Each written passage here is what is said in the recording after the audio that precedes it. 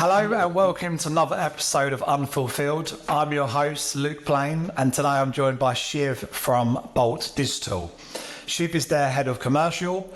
Bolt Digital aren't your traditional agency. They do things differently with their approach and how they partner with their D2C brands. I'm going to let Shiv go into that in much more detail and should explain it far better than I can. But Bolt Digital elevate brands' e-commerce success. Over the years, they work with over 200 brands. A common theme to them is brands need strategic focus, timed action, and optimal resources to grow. Again, I'm going to let Shiv talk about all that in more detail and discuss like the Eccomm Success Scorecard. We'll also delve into game changers, D2C Live, and all the other incredible things that Bolt Digital do. So for people who have been living under a rock, Shiv, can you give me a intro into who you are, please, and the wonderful Bolt Digital? Thanks, Luke. So I'm Shivali, also known as Shiv to everyone in the universe, and I'm head of commercial at Bolt Digital and D2C Live. So you may have seen some of the conferences that we do for D2C Live. We've had everyone from World, Grind. We've got our place speaking at our next conference alongside Tells and some amazing e-commerce brands. So we are, like you mentioned, aren't a traditional agency. We started off with our CEO, Natasha Courtney Smith. So Tash actually started the agency 6 years ago, focusing on all of her amazing knowledge with performance marketing. Since then, we've evolved because the climate's evolved in e-commerce, and really it's kind of morphed into more of a consultancy side of the agency. So where we were traditionally a performance marketing agency doing all the day-to-day growth like PPC, paid media, etc., we've now pivoted quite significantly into training in-house teams and giving them all the love that they deserve. Which I know is why, Luke, we know each other, because we both believe that e-commerce teams should thrive and grow organically within themselves. Absolutely. And I must admit, like, coming into this e-com space like I did earlier on this year, and being introduced to you so early, Shiv, has been incredible for Fulfilled as well. So, yeah, just a big shout out to you, I guess, and just the whole Bolt team, because as I mentioned in the intro, the way that you work with your brands is quite unique. A different way of helping brands as well. It's not, as you say, it's not just doing it on a agency vibe. It's a pure extension to that business, and it is, increasing brands' awareness around how to do things online, isn't it? Yeah, so we spoke, and we've since trained the team at the Inky List. We've gone back after helping Absolute Collagen grow from £1,000 a year to £1 million a year over 3 years. We've helped reduce their CPAs by 76% based on a 3-month project we did recently. We've gone into Protocol, which is an amazing, another collagen supplement brand, gone in to train their team. So really what we've done over the past 2 years is find quite a unique situation where brands do want to grow. They've got these amazing budgets, but really a percentage of that is going to agencies, and quite often bigger agencies that are managed in a way that needs specific KPIs and ways of communicating and ultimately reporting up and down. So that's what we help D2C and e-commerce teams do, is really not just be able to show their amazing results up to the business, but also down and across. So communicating with sales teams, communicating with all of the different omnichannel approach that you really do need now in e-commerce to thrive. So that's where you say about a unique approach. It's really been driven by the fact that we've been a small part of the pie for so long. And as Tash has grown businesses, she's a serial entrepreneur. She comes from a wealth of experience in the Daily Mail and other media backgrounds. We all see that more of the entrepreneurship side, the founders, like that's why we resonate so much, because we're building something. And that we want to kind of give that mentality into the team so that they feel like they've got a stake in the game and they want to drive the best results internally. Amazing. Just taking a step back from Bolt, like, who is Shiv in terms of what you've done previously? 'Cause I know you've not been at Bolt for all your whole career. So tell me a bit more about, like, I guess, your career to date, and then why Bolt was the home that you've now found. Yeah, so my experience is actually quite unique for agency world. So I came into agency world kind of fresh as a new baby, really. I've only been brand side the other side. So I've been at Bolt for almost 2 years now, and I started at a director role, helping clients like Delilah grow, I think, 180 something% year on year, Gatineau, etc. So well, I needed to learn that side of the business, because that wasn't really my experience. My experience was brand side. So I've helped D2C teams and teams grow it within fashion and beauty over the past 5 years.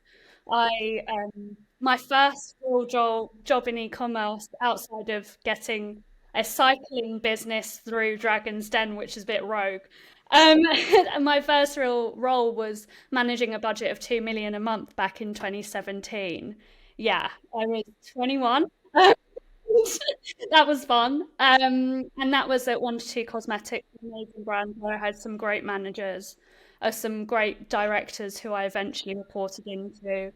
Um, and that really was like a baptism by fire of all things performance marketing. From then, I went on to help digital strategies for Sophia Webster, Jimmy Shu, and then I grew and myself really grew the D2C team alongside an incredible content manager, to Naughty Hair Care and KMI Brands. So that's kind of a bit of a snapshot of my career so far. It's been interesting.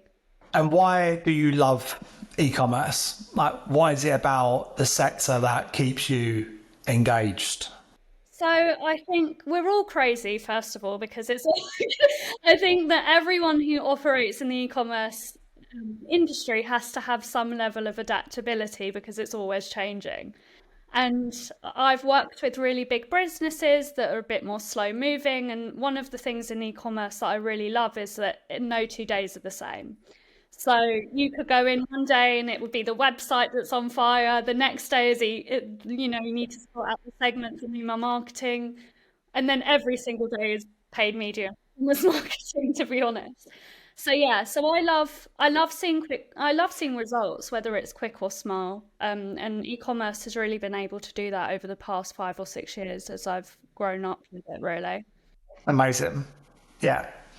Yeah, it's an incredible space. And I think the other side as well, which you maybe haven't talked about there, but I know we probably will get into, is the collaboration piece as well and partnerships. It's blown my mind, I must admit.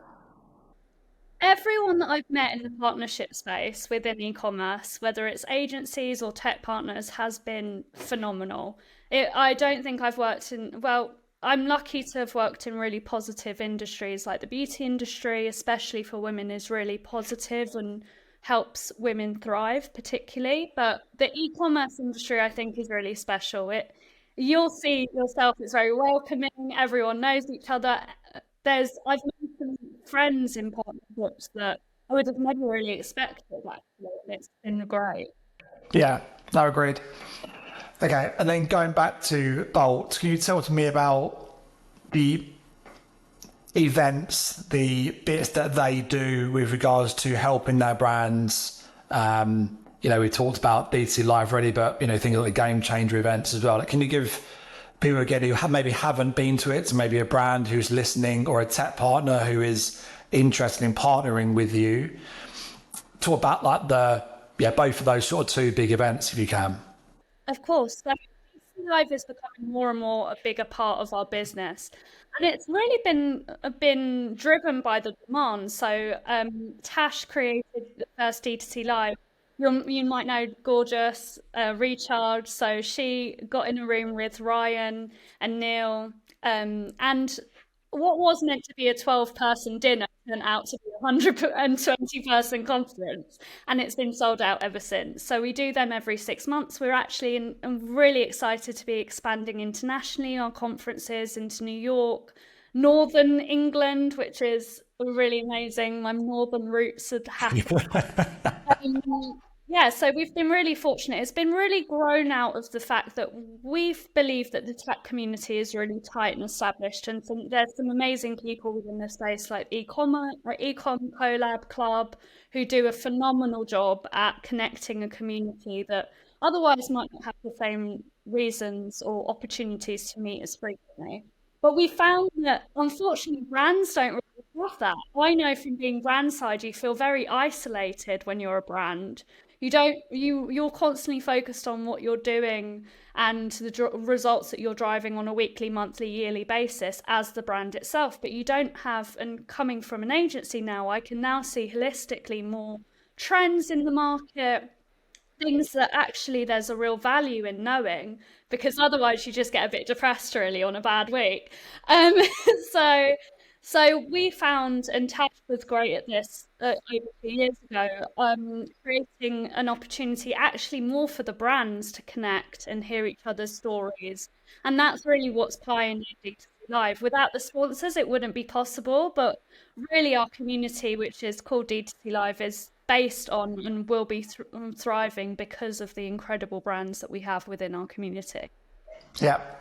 And in Game Changers, 'cause I know I've been to one of them, that was eye-opening, I guess, in terms of just how many things that a brand has got to think about on an hourly, daily basis. And you and the team and the partners like delivered some amazing like thought leadership, I guess you would say, and opportunities for those brands to think, as you say, like more holistically about data, capturing like email data and re-commerce and all this sort of thing. And I'll let you explain it again, a bit more detail around what a brand could get from a game changer day. But I know from looking at it from my side, it was amazing. And I want to be there for a whole day rather than just an afternoon next time, really.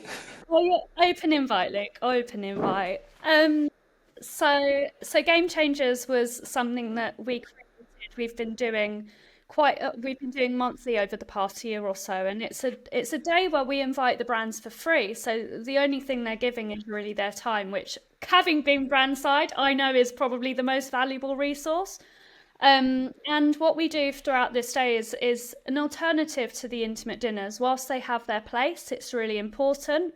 Me and Tash really discussed in length how there's really needs to be more of a way to share insights, to share all of the kind of learnings from working with over 200 brands. And brands just need to do so much to succeed now. Like, it's ridiculous. In 2017, when we were spending £2-3 million a month on Facebook and Google ads, really you could create an entire brand from that. But now D2C is just a channel, where omnichannel is becoming more and more important. So D2C Live's Game Changers was really built out of the need to expose the brands to all the things they should be doing, with all the tech partners that they should be listening to, they should be operating with, to be able to increase their AOV, their lifetime value, and decrease ultimately their cost per acquisition. Yeah. And what was also really cool in there is you get brands sitting next to each other where they probably wouldn't have usually been doing that, and literally just sharing all of their pain to each other. And they're like, oh my God, it's not just me. Like it was like I was sitting there, like I was just chatting to someone next to me, I think, and I heard like two brands next to them about, I think their beauty business, I think it was, or was a product. Both are like similar products in the same sort of area. But they literally sat there for like 15 minutes probably and just literally just went through everything. Like they just were like, oh, we've got this problem. Like, oh, so do we. Like, we did this. Like, oh, I've not done that. Like, it was just really like mind-blowing almost, like being in that room and just hear brands being so collaboratively thinking and just sharing ideas. It wasn't a case of, oh, no, can't tell you that because that might impact me. Like, it was none of that in there. It was a very open forum, I guess is what I'm trying to say. Yeah, and we've worked hard on that. Like, when first one or two will be like, okay, this is what we need to iterate. This is how we get people more comfortable. And it was a learning curve for everyone. I think it's a really interesting situation to bring brands in the room where they wouldn't have had that opportunity before. So for us to hear, we love hearing those stories, first of all. Like, me and Tash are the nosiest people in the world. We're like, tell us your metrics, tell us how to help. And that's really why the consultancy thrives so much, is because we have worked, we've got the formula that's worked for, hundreds of brands. But that being said, every brand is unique. So just having a deodorant brand that's natural, that you would assume would be direct competitors, actually one's founder led, the other one's based more on sustainability, and they'll have different audiences, they'll have different market caps, they'll have completely different ways of working. And I think, coming down side, I would have died for the opportunity to go to Game Changers. Um, and I and that's how really we're doing it. It's like, okay, so if we're starting a brand, what would we want to know? And we go over financial fundamentals, how to get funding, what to do with the funding when they get there. Then we go into the marketing, attribution modeling, all the technicality around that. And then we finalize the day with our creative director on all the fun things, that messaging, creative, etc. So it's a real mix of all the things that brands need to know, and then that's where they can come to us if they need more support on the top 5 recommendations they should be doing in the next 6 months, a year, etc. Or come to you, for example, with who they should hire, salary expectations are, or what those jobs would entail. Yeah, agreed. Let's talk about the things which I mentioned in the intro, which is around the Eccomm Success Scorecard, if we can. So I'd love to hear from this, from like, if I'm a brand, I've never come across Bolt Digital, and I land on your site and I see this Eccomm Success Scorecard, like, what am I going to be seeing, and what is it giving you, Bolt, to be able to provide the insight to a brand? So we're really lucky. We've got a really supportive community, which helps us. I mean, we've grown businesses, multi-million pound businesses. We've worked with brands from day dot zero to 200 million plus. And we find that brands of all sizes need the same things, really. They're all talking about the exact same things. They're all moaning about the same problems. They're all happy about the same wins. So our scorecard really just goes through it's a free resource, just like our Game Changers. Not everyone can guarantee themselves on a full day of training, of which they should. Like, they should really just take a step back and have a bit of time for themselves. But if they can't, they can use our scorecard, and it will just give you a really quick, free overview of all the things that a D2C e-commerce brand should be doing, rating it on a scale of 0 to 100%, and then looking at our recommendations, just based on a very arbitrary scorecard on what you could be doing next. So it's a great resource for brands, because it enables them to thinking about things that they might not necessarily been thinking about, just like Game Changers. It's also great for us because it enables us to grow our community, and then they get access to things like our newsletters, invites to our exclusive events. And we have exclusive events with the CW, the British Beauty Council. We have an amazing partnership with other agencies like Rainy City, and, as you know, Nathan, and the team, and Rose. And yeah, so it's been really helpful in terms of getting us to be able to grow our community through a free resource, but from a brand side, been able to get a really quick win analysis, because no brand is perfect, and if you consistently just worry about everything, you won't get anything done. Yeah, agreed. Amazing. And then my next thing I was talking about was how, because again, speaking to a few brands at the event, they talked about the fact that you've gone in and done like a 3-month, or what would you call that? Was it more of like a 3-month audit, or like a 3-month consultancy? How would you sort of explain what you do with your brands in terms of that sort of time period? So most of them do go through an audit. You can stop at the audit. It's a really affordable audit. Every brand can afford it. So it's a 75-page document where we list out all the elements of D2C and then give you 5 recommendations. So brands can go through that. And then if they feel like so, we just had an email which was incredible by a brand, my Melissa at Awake Organic.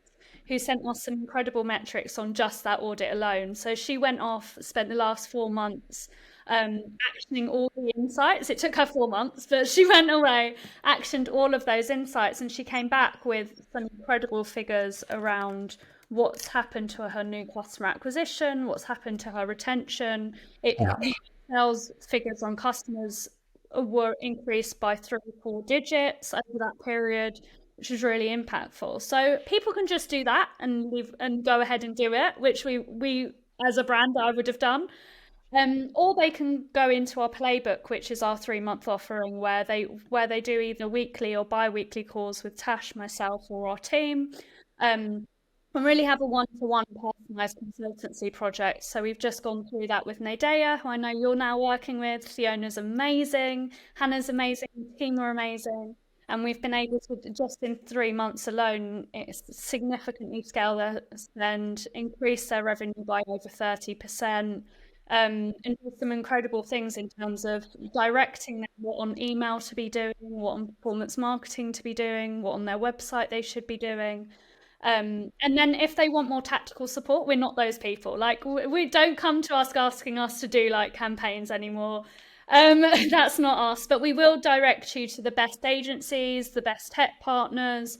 Some things where it's like, oh, we need a web developer to do a upsell across on the site. I'm like, no, you don't. Just download Revo or Nosto. Like, here's the contacts, have a demo, and we'll be the one to direct you because of our community work and because all the work that we do with our sponsorships to the right people. Yeah, incredible. Yeah, honestly, like, it's a very refreshing way of looking at it. I'm sitting here thinking, can you do it for recruitment agencies? Like, you do for brands, is there a way of doing it for recruitment? Because, like, seeing here in a recruitment agency, obviously it's tough to get in front of new clients. It's tough to raise that, get them opportunities, I guess I would say. Because usually when you hear you're a recruitment agency, it's, oh my God, you know, like, I'm not going to speak to you type of thing. That's the usual response you get. And that's why I'm lucky that I'm partnering with yourself, because that is taken away, I guess, because of the relationships you've had with the brands. But if you could do that for me, that'd be great, Shiv. That might be a side hustle for you to think about, but... Love to, Luke, but recruitment is not my area of expertise. Whilst I've been a hiring manager for years and I've hired some amazing people who have gone on to do some great things, I think that everyone needs it. Like, having an agency is hard. No one talks about how difficult having an agency is. Like, I speak to some of the best agencies out there across all the verticals, and it's always about that cycle of getting more brands in, either overstretching your team or hiring with the idea that sales will come through, and then it's like an endless cycle.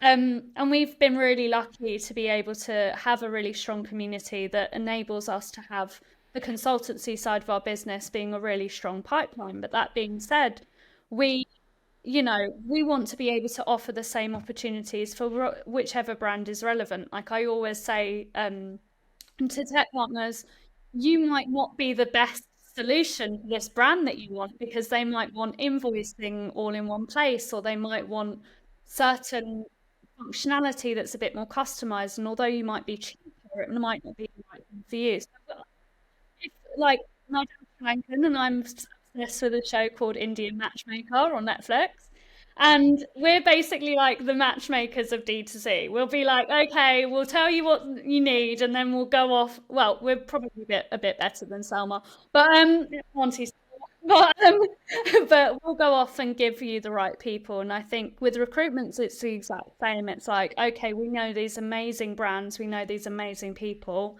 How can we get that solution into the same place? But I think it's honesty, and I think you've got that, which is really important.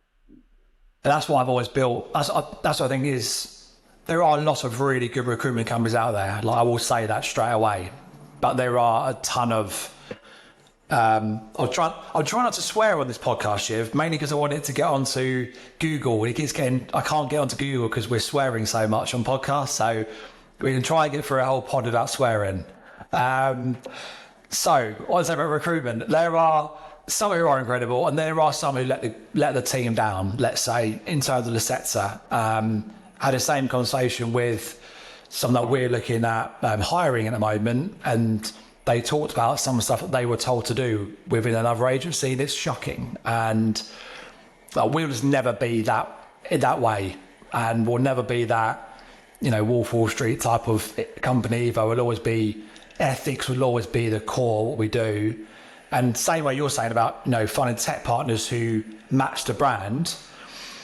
And if that brand doesn't match what the tech partner has, like that's cool. And it's the same with recruitment. Like if they've got a relationship with someone they trust already, like for me, that is golden. Like I'm happy with that, because it actually means they've found someone that you like and you trust, and they're building you an amazing team. And I know that should be a negative for me, but actually I'll tell you it's a positive, because I think there are, that's fine. And there's plenty, as you know, there's plenty of business out there.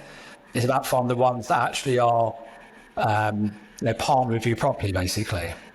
Oh, 100%. And that's why we created, fundamentally, we were seeing so many audits. We see so many things, especially as a performance marketing agency, where we were just saying these campaigns are being managed by agencies who are getting upwards of 6 figures, 7 figures a year to manage these campaigns that, quite frankly, are being mismanaged. And the teams and the businesses don't have the expertise, or really, then they're quite junior and not really understanding the impact that a really well managed agency could do. And it's not to say that they're a bad agency at all. It's just maybe they're not being managed in the right way. And that's why our playbooks are so impactful, because not only are we helping upskill the team, but we're also upskilling agencies who are in these ridiculous 12, 24-month contracts that are really impossible to get out of. And recruitment's the exact same, where you've got a recruitment partner, it's almost better the devil you know, but it shouldn't really be like that, should it? It should be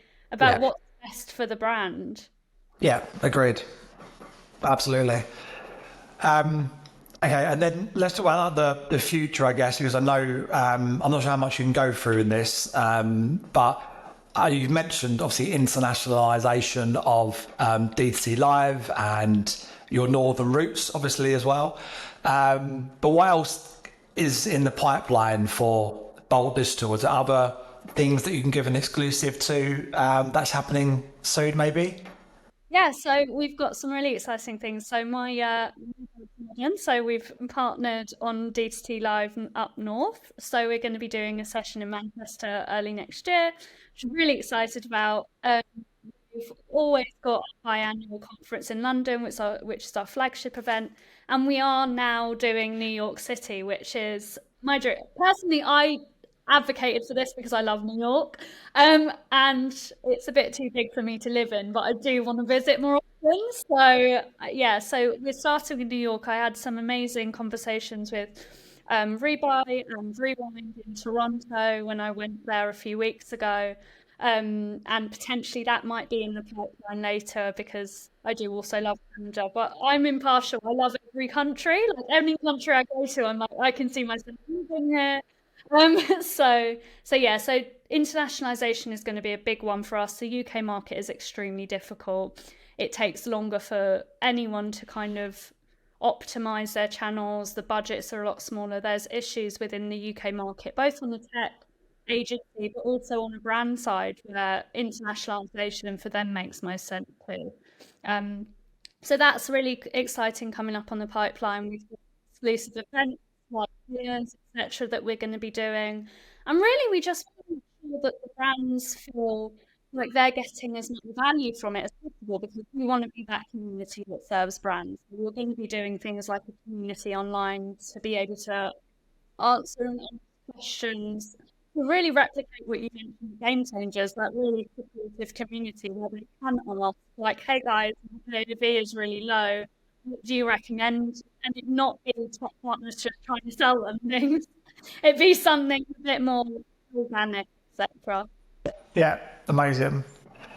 Okay, that's really good. And then talk to me a bit more around D2C Live, because I think this podcast might go out just after it happens. So talk about what brands are going to get from that day, please.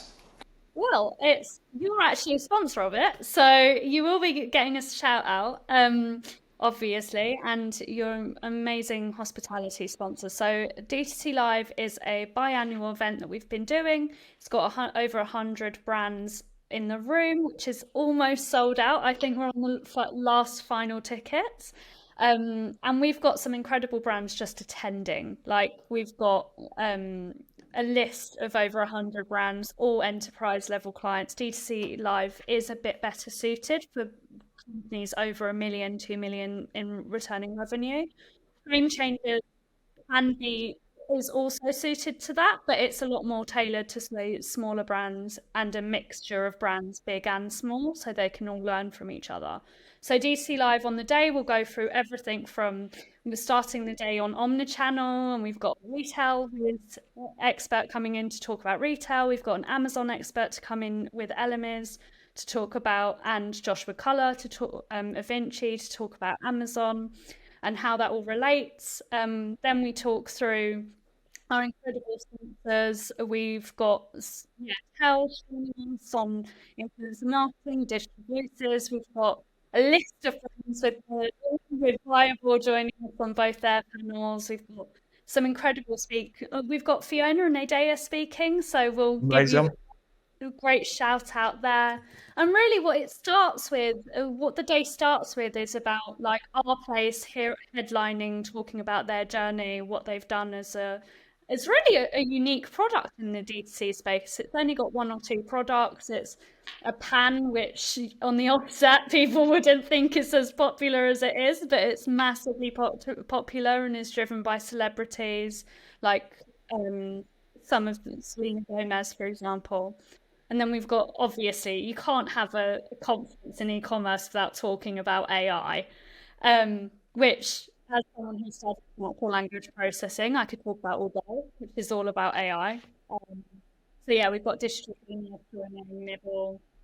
And then, yeah, it's a really jam-packed day of, and then we end it on things like funding journey, how to get funding, what to do with funding, how to optimize your business for all the key levers, with all of the tech partners like reviews.io, speak with Hunter. I could go on forever about what's going to do there, but I'll send you over the list, and there will be recordings. So if anyone does want to kind of get in touch, I'm happy to send over those recordings after the date. Yeah, it's going to be incredible. Really is. I'm very much looking forward to it.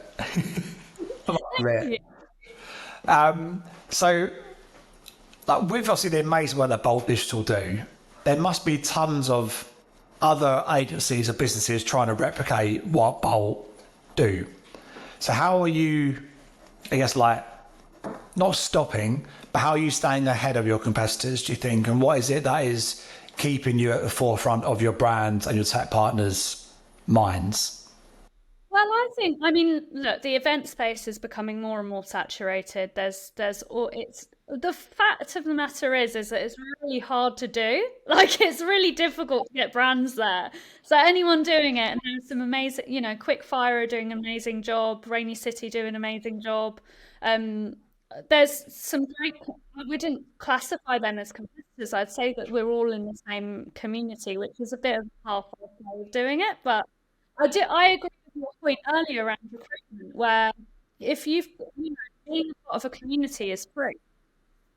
Looking at our newsletters, engaging, attending our events, most of the times for brands is free, and it's just the value of your time that you're giving. So for us, I think the quality of brands is really important. We always get C-suite. 85% of our audience are at senior and decision-making levels. So I think for us, it's about the quality and the consistency. We consistently get brands in the funnel across some of the biggest brands within e-commerce, which we're really lucky to do, but it takes a lot of work our side. No, I did that. Come over and try, be my guest. It's hard. You can collaborate, get in touch. But yes, but I think that there's always space for everyone. There's hundreds of brands that need help. So we can all work together, and especially with the inclusion of up north and New York City, it's only going to grow from here, really. Yeah, incredible. And going to now, like, when you're helping brands sort of do that growth stage, not just in regards to revenue, but also we're talking about sort of personnel, I guess, sort of moving on to a bit more around that sort of side. I guess like twofold here, like what have you seen being the most important thing that you've hired for previously in terms of like what are you looking for? And then same way in terms of brands, what are you talking to them about in terms of what they should be focusing on when they're looking to grow their teams?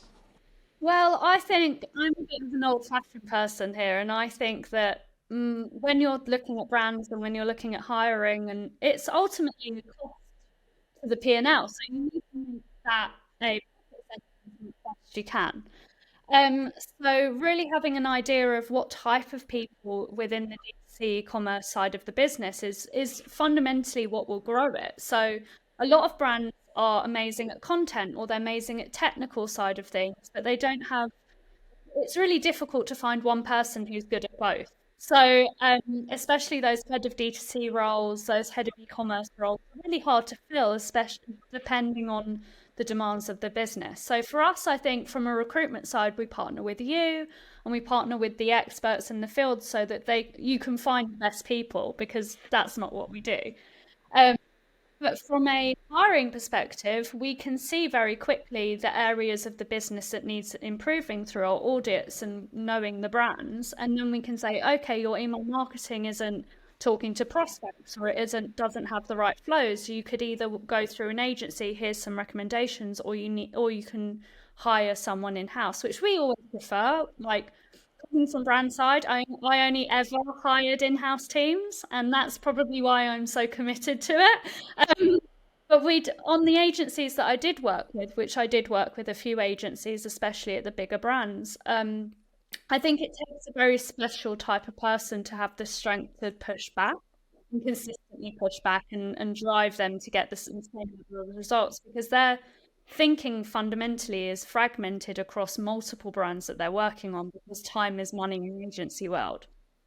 So yeah, it's a hard one. I think it's different for everyone, and everyone will have their own needs based on business goals that they have. Yeah. Where do you stand on like the culture versus skill argument, should we say? So when you're hiring for a role, are you hiring purely on the right skill of the person, or or is culture the biggest thing? Like where do you sit on that radar, let's say? Well, I think it's really different. I know it sounds cliche, but I think it's different for everyone. That I don't think you should hire just one thing. Like I don't think you should just hire for culture, and you shouldn't just hire for skill set, because I've done both and neither have turned out very well. But I think that it's the brand's decision, and it's the brand's decision ultimately to be able to prioritize what they want for their brand. Do they want longevity, in which do they want someone to stay and grow? And that's where things like policies are really important, and clear KPIs and achievement term, right? Like that's amazing for some established brands who need that. And it does become more and more profitable the longer someone stays in the business. But then for fast brands who are going through intense periods of growth, it might be really hard for those roles, because they might not need that role in 12 months.